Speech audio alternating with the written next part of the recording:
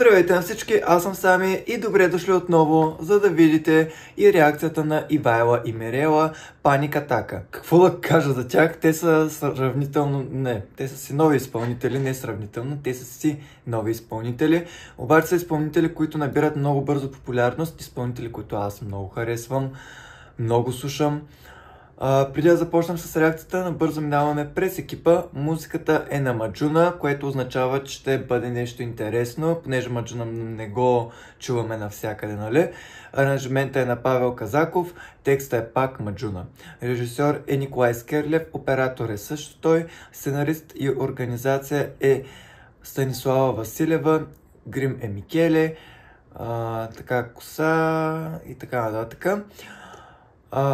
Преди да започнем, само ще ви помоля да оставите по един лайк, понеже така ще им помогнете изключително много и да се абонирате за канала ми с камбанка, за да не пропуснете нито една моя следваща реакция.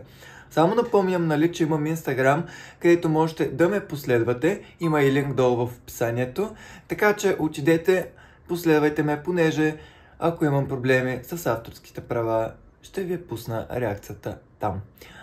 А сега нека да видим какво са ни подготвили Мирела и Ивайла. Просто нямам търпение да видя. Надявам се и вие, така че нека да започваме.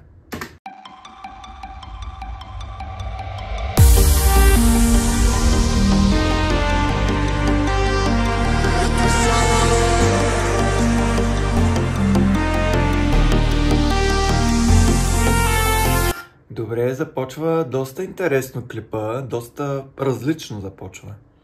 Роден за адвокат на думи алигатор, аз виновна, ти невинен манипулатор. И от скандал излизам винаги виновна. Връзка нелюбовна, отровна. Леко, бей, Джако му каза нова. Хванат с две от психично болна. Да ни въртиш, май ти е фетиш. Крам бензин и гори. Само да кажа, на Мирела много й отива оранжева коса. Значи, бладиса и са оранжева. Не знам какво чакаш наистина. Ивайла изглежда и тя страхотно, и двете изглеждат великолепно. Но специално към Мирела, бладиса и са наистина оранжева. Нека да продължим. Звъниш в 2-3 да фъфлиш да си пил. Няма коте, няма мило, всичко си разбил. Любов, каква любов, базикаш се, нали? Като паника, така на сън ще съм ти. Звъниш, 2-3 литра си изпил. Няма зая, няма байо, всичко си разбил. Любов, каква любов, базикаш се, нали? От тук нататък влюбен ще си само ти.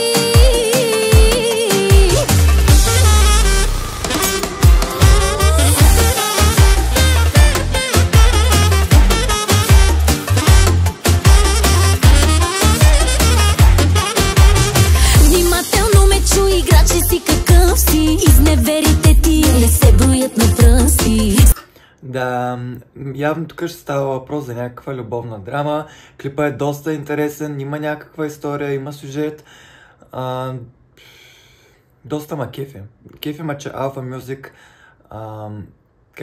момент, че не знам точно как да се изразя. Кефи ма как го правят адски професионално, с големия професионализъм, но в същото време това изглежда буквално като приятели събрали са просто да се снимат някакво клипче, което е много готино и определено е някакси по-близко до аудиторията, което е доста, нали, хубаво. Сега на църква ходиш, молиш да се върна. Любимата ти първа си тръгна. Не бях, настанах долна. Хванат с две от психично болна. Да ни въртиш, май ти е фетиш. Искра бензин и гори. Да ми звъниш, 2-3 да фъплиш да си пил. Няма коте, няма мило, всичко си разбил. Любов, каква любов, базикаш се, нали? Като паника, така на сън ще съм ти. Звъниш, 2-3 литра си изпил. Няма зая, няма байо, всичко си разбил. Любов, каква любов, базикаш се, нали? От тук нататък влюбен ще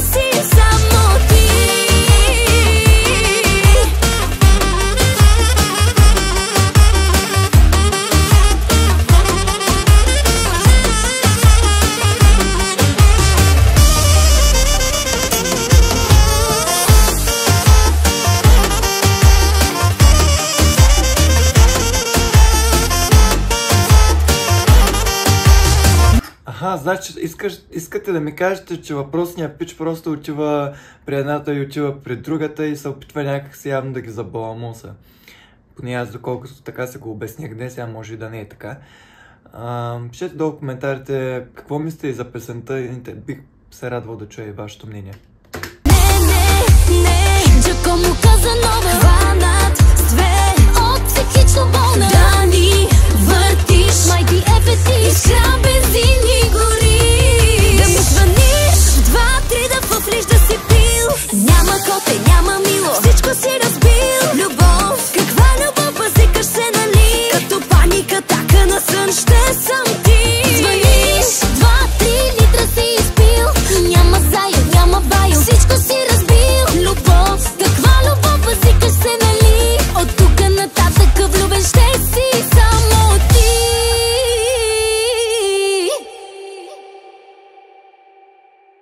Добре, изгледахме видеото, чухме песента, сега е време за общение. Песента много ме изкефи, доста е свежа, леко регетон звучане на мен ми дава. Доста е различна Мирела с оранжева коса, задължително. Значи много и учила. Ивайла също страхотна, и двете са страхотни. Въобще не знам как да оценя правилно в момента, освен да дам една голяма десятка. Буквално може да се струва преувеличено, защото повечето хора в YouTube или в Instagram, които се занимаваме с това да коментираме продукцията, която излиза, де-факто не се очудвайте, че винаги се дават големи оценки за Alpha Music, понеже, както казах по-рано, те са някакси по-близко до аудиторията си. Alpha Music отговарят на коментарите си не просто с едно сърчице, те отговарят с отговор, което е една идея, нали, обърнато внимание към аудиторията. Естествено, не на всички коментари. Другото, което е, те нямат човек, доколкото поне аз знам, да стои и да им управлява YouTube канала. Доколкото знам, Галин отговаря на коментарите. В случая това означава един жест от негова страна. Мисля, че са менкат. По принцип, в случая, ако Лидия изкара песен, Лидия отговаря на коментарите и така нататък. Няма значение. Важното е, че са насочени близко до аудиторията си, което мен много ме радва. Надявам се реакцията и вас да ви е израдвала по някакъв начин. Ако е така, не забравяйте да ми го покажете, като ударите лайка и се абонирате за канала ми с камбанка. Можете да ме последвате и в Instagram, понеже за бъдеще, ако имам проблеми с реакциите, ще ги качвам там. Аз бях Сами и с вас ще се видим следващия път. Чао! Звъниш, 2-3 литра си изпил. Няма зая, няма байо, всичко си разбил.